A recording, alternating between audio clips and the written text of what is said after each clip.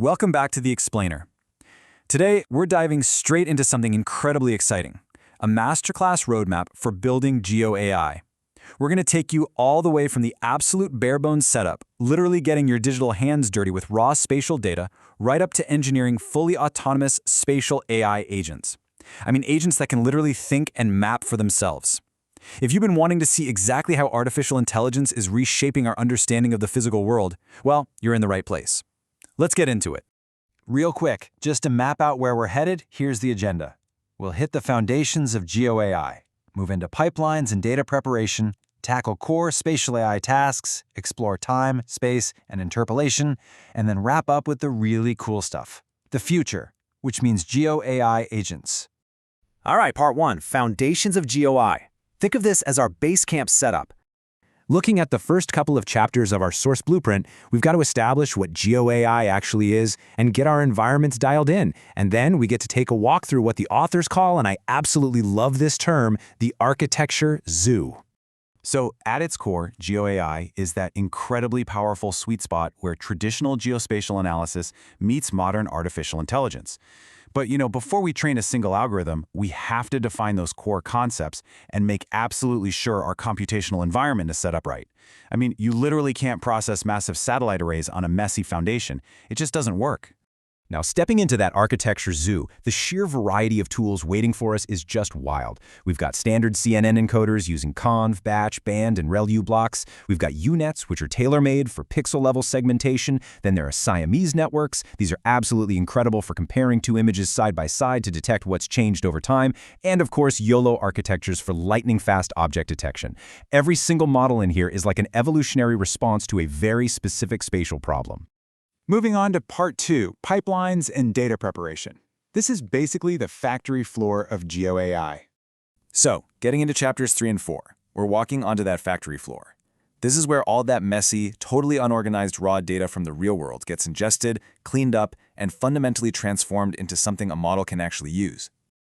The big takeaway here is that a truly robust GeoAI pipeline has to follow a very specific sequence of steps. First up, patch extraction, using a sliding window, basically breaking massive maps down into digestible chunks. Second, balance sampling, just to make sure your model actually sees enough of what it's supposed to be looking for. Third, and honestly pay close attention to this one, the geographic holdout. You absolutely must spatially separate your training and testing data to stop data leakage. If your model accidentally memorizes the terrain instead of actually learning the features, total disaster, it's useless. And finally, we lock in our evaluation metrics, things like IOU, intersection over union, and F1 scores, just to keep our models honest. To keep this pipeline fed, we have to fuse together some incredibly diverse data streams.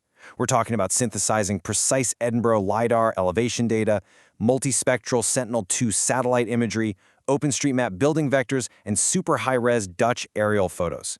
It's really a masterclass in treating the entire Earth as one unified, multifaceted dataset. All right, Section 3, Core Spatial AI Tasks. It's time to actually execute these AI models. With our pipeline built and the data flowing, we hit the actual assembly lines of our GeoAI factory. The roadmap here covers everything from simply finding specific objects on the ground to predicting continuous physical values through spatial regression, all the way to detecting environmental changes over time. But before we run these tasks, we've got to understand the nuances and how the AI actually sees the world. First, semantic segmentation. This is simply classifying every single pixel. Like, is this pixel a building or is it a tree? But if we need more detail than that, we use instance or panoptic segmentation. That doesn't just say, hey, this is a tree pixel. It actually differentiates the individual objects, saying, okay, this is tree number 1 and right next to it is tree number 2. We also run into the classic patch versus pixel dilemma. Sometimes it's vastly more computationally efficient to just run patch classification, assigning a single broad land cover label to an entire grid square. But other times, your analysis demands digging all the way down to individual pixel classification for really granular mapping. Nailing the right resolution is honestly half the battle. From there, we apply these decisions to concrete tasks. We might use CNNs with sliding windows for object detection to find structures across a huge area. Or we use spatial regression to convert these dense, messy LiDAR point clouds into clean, 10-meter scale grids. And for change detection, we deploy those Siamese units from earlier, comparing them against a baseline vegetation index, like NDVI, to track things like urban sprawl or seasonal deforestation. Okay, part 4. Time, space, and interpolation. Dealing with dynamic environments. Now we're getting into some highly complex territory. The reality is, the physical world changes over time, right? And the data is often super messy. So we have to use spatiotemporal forecasting and unsupervised learning techniques just to make sense of it all. Let's talk about how we handle time. By preparing NDVI time series, which again tracks vegetation health, we can actually analyze the seasonal cycle of the Earth itself.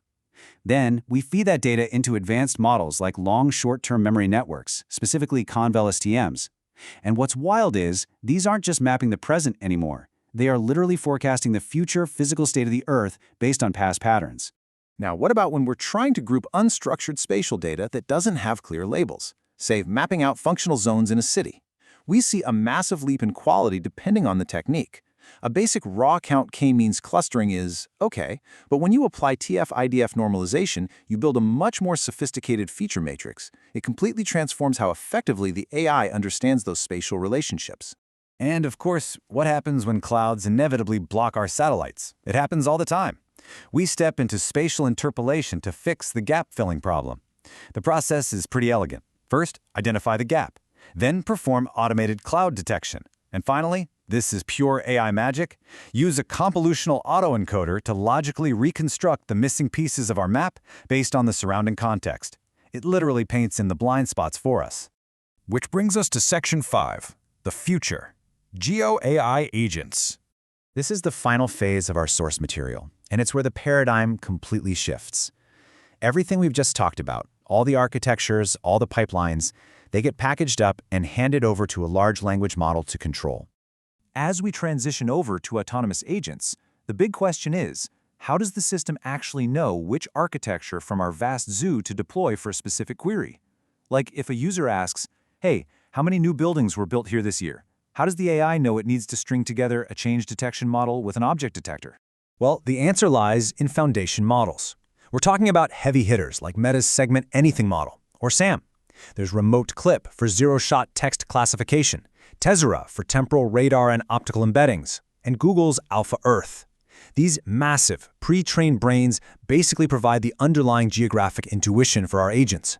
They allow the agent to understand a simple text prompt and translate it into a complex sequence of spatial actions. So how does this all come together to build our ultimate system? By setting up an LLM via a lightning-fast API like Grok, hooking it up to a robust spatial index, and equipping it with the custom spatial tools we've explored today. This creates an unbelievable autonomous agent loop. The agent can now execute complex geographic questions entirely on its own, reasoning through exactly which tools it needs to get the job done. It's an absolute game changer. So armed with this masterclass roadmap and the power of autonomous AI, what corner of the world are you going to map first?